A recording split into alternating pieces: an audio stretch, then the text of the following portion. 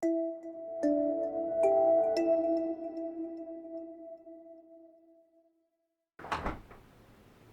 hello again, everybody. This is Dr. Rob Lindsay at Vallejo Health and Wellness, and this is the third video in this series so far on allergies. And so far, what we've talked about is, the basics of allergies. What are they? What's happening in our body? And the second video, we talked about this thing called leaky gut syndrome, which is a big component of why people end up with seasonal allergies. But I think a lot of people want to know, Doc, look, I'm suffering right now. What can I do right now? Repairing my leaky gut could take some time. Okay, so we're going to talk about that, and in order to do that, we need to talk a little bit about what histamine is, how it works, a little bit about the medications that people commonly use, and then a couple of products that we can recommend. So the first thing about histamine is that it's involved, and we all have it, it's something that's in our bodies, it's designed to help us with local immune responses, okay? It also is involved with helping regulate some of our gut functions, and it's a neurotransmitter, so it's actually involved in the propagation of certain nerve responses. So really darn important, okay? Now, histamine can be found in plants. It can be found when you get stung by a bee or bitten by a snake or something. Certain bacteria and fungi actually can have histamine. And of course, it's found in human tissues. So in the human tissues, primarily, histamine is found in large quantities in the skin and in the lungs and in the GI system, the gastrointestinal. And just by sometimes getting a good scratch on your skin, you'll notice a hive. You'll notice something come out. And that's because of the histamine that's found in your skin, as an example. So what happens is histamine is released when you have a hypersensitivity to some kind of an allergen or some kind of a foreign substance. And some of the common ones that lead to these seasonal, of course, are going to be pollen, right? When flowers and grass and trees are beginning to grow in the springtime, or in the fall with things like ragweed. And so this is pollen that's in the air and you breathe it in. Certainly dust, mold, dander from an animal. Of course, chemical toxins can be a part of this. And also pathogens. All of these things can create a histamine response or reaction. Now, you probably have had some of these symptoms before.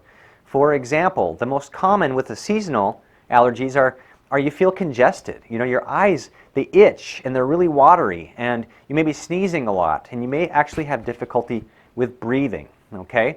But other people, it can be worse. You can have menstrual problems with it. You can have, hives pop up on your skin. It can cause fatigue, drowsiness. It can cause cramping and flushing of the face. It can make it difficult to sleep. Some people, they get very dizzy when they have too much histamine in their system because it can affect the part of your brain that's involved in balance. It can create anxiety, of course. So this is a big deal for a lot of people, and we need to understand a little bit more about it. Now, what do people do typically in our world is they take some kind of a medicine, a medication called an antihistamine.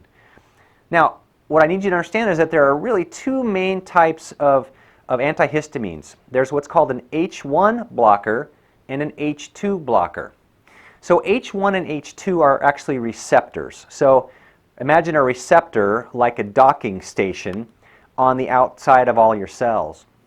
So an H1 receptor takes in histamine and it helps to do things like contract the muscles in your GI system, like in your colon, to help move food through the process. It's also involved with the bronchial tubes, the muscles that are around those, to contract, and it helps to dilate your arteries and your veins, makes them bigger.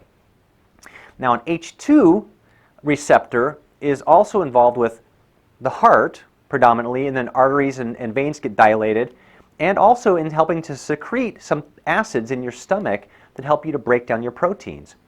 So histamine can interact with all these receptors, and there are some drugs out there over the counter, and of course prescription, but over the counter they can actually interact with these receptors. And I'm not a medical doctor. I'm not going to tell you what to take, but I am going to talk to you about some of the common things just so you know how they work. So an H1 blocker is the things that you think of that are like a decongestant, okay? These are really good for, for a lot of people anyway, for itchy skin, eyes, and throat. One of the most common ones people talk about are Benadryl, okay? Now, the problem with Benadryl, one of the big problems is that highly sedating. It knocks you out. I've even heard of people who give Benadryl to their kids before they're going to fly because they know it's going to make them drowsy. There are probably better things you can do than that because it is a drug. But you can get it over the counter, and what it does is it reduces a local histamine reaction, but it also can reduce the contraction of the muscles in your GI system, so it can actually lead to constipation. Some of the most common ones are the Claritin, the Zyrtec. These are also less sedating than Benadryl. You can get them over the counter, and these tend to get metabolized or broken down by the liver pretty well. There's also called Allegra and Clarinex, and these two are not metabolized by the liver, so they don't have to go, apparently, through the liver to get broken down. So those are the H1 receptor blockers, okay? Now the H2 blockers are more involved with the GI system and like with stomach acid, and they help to decrease stomach acid. So these are medications that are taken for things like acid reflux, GERD, or even ulcers that a person might have in their stomach. So some of the most common histamine H2 blockers are Tagamet, Zantac, and Pepcid AC. We've seen the commercials for these. So these things inhibit histamine on the cells of the stomach. So you certainly can do those things, okay? But remember that every drug can possibly have side effects. So what if there was a supplement that could be used that could work on histamine? Well, there are, and one of our favorites is called Histamine X, and it's actually comes in a bottle like this, and it's made by a company called Seeking Health, and it provides a combination of supportive herbs and plant compounds that work together to support seasonal comfort and help you to respond to these seasonal allergies more comfortably. They help to decrease the inflammatory response. So it contains some things like quercetin, rutin, and luteolin, and these things can modulate the immune system's response. So we really like this product. What else, though, can you do? Okay, if you're not taking this to help with your seasonal allergies, some of the things you can do are look at the foods you're eating and look for foods that are really rich in histamine. For example, wine, fermented foods, champagne, okay, beer, fermented foods like sauerkraut, cured meats, cured salami and pepperoni and things like that, bacon being cured, dried fruits, aged cheeses, and there are other foods too. These are higher in histamine, and if you already are reacting to something in the environment like pollen, and you're also eating these foods, you might have a double whammy going on and really ramp up your histamine release. Another thing you can do is you can decrease eating the kinds of foods that actually cause a histamine release. Now this is different than histamine-rich foods. This is a list of foods that actually causes you to release histamine. Things like, well, other types of alcohol, even bananas, milk, certain fruits like papaya and pineapple, shellfish. And we've got longer lists. If you want, you can get a hold of those at our office or online. Other thing is you could take another supplement that's actually called histamine block. And what this does, it's by the same company, Seeking Health, and the main thing that's in this is an enzyme called diamine oxidase, DAO. And diamine oxidase's job, it's an enzyme in our body that helps break down histamine in our gut. It even says on here, supports healthy degradation of food-derived histamine. So this is really good for foods. What else? Well, as we talked about in the last video, fix the gut issues. How do you do that? This is more of a long-term goal or a long-term process, but we look at it from several different prongs. Number one, you follow an anti-inflammatory diet. Number two, you would take some kind of nutritional compounds or supplements that actually provide fuel for healing the cells that were injured in leaky gut syndrome, we would have to be working on removing the different toxins, the chemicals, the metals, and the infectious agents that might be in your system. Typically, you'd want to be taking some digestive enzymes, and you'd want to be balancing out that gut microbiome. You know, you've heard of probiotics. Probiotics help to do that. Also, you can reduce your exposure to the chemicals around your house by looking for things that are safer, that aren't as toxic. And you can work on balancing your immune system. And so in the next short video, stay tuned, we're going to talk about some tips on how to balance your immune system by using some nutritional types of compounds. So thanks a lot for watching. Stay tuned for the next video. We'll see you in a little bit.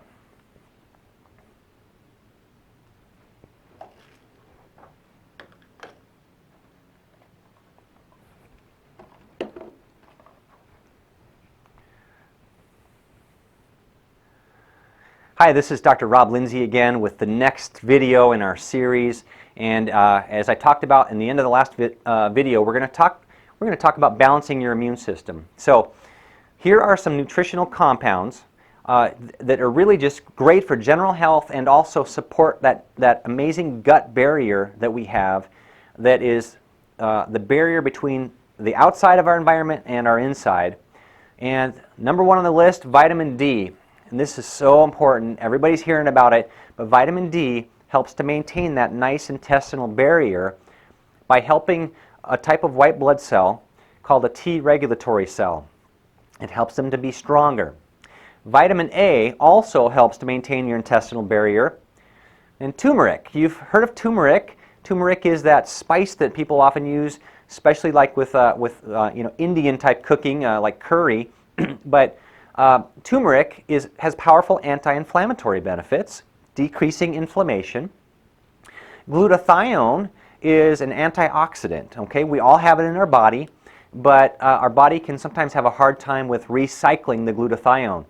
So there are nutritional compounds you can take from the outside, and it's important for liver biotransformation, and that means helping you to break toxins down so you can secrete them out of your body. And the next thing are what we call short-chain fatty acids, and these are like food for the T regulatory cells, which I mentioned that vitamin D and vitamin A help to support. And short-chain fatty acids can come in a capsule that you can take, and it's like food for those beneficial bacteria. So these are just some of the general support. And then, to be more allergy specific, I've got two things I want to talk about. The first is called Plex. And this is by a company called Standard Process, and it is a whole food supplement. And what it does is it helps to support the body's ability to handle seasonal, environmental, and dietary challenges. It also supports your ability to manage the mucus production, so your throat and your sinuses don't clog up. It supports healthy liver function and lung and respiratory function, all of which get involved when you're having an immune reaction to an allergen. The next one is called Caps, and this is by a great company, also a whole food company called Premier Research Labs.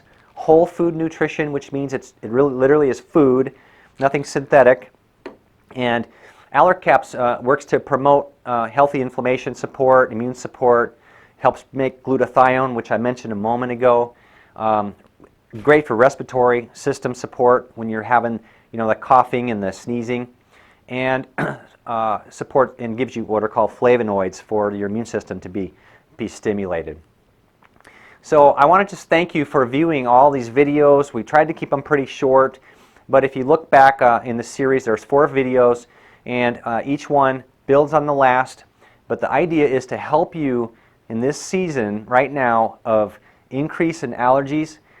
We are running a really good sale right now on some of these products. If you're interested, please give our office a call. But if you start to implement some of the other things we mentioned, over time, your gut health is going to improve, your immune health is going to improve, and then you may be able to see your allergies dissipate and completely go away in some cases. All right, thanks again, and have a great day.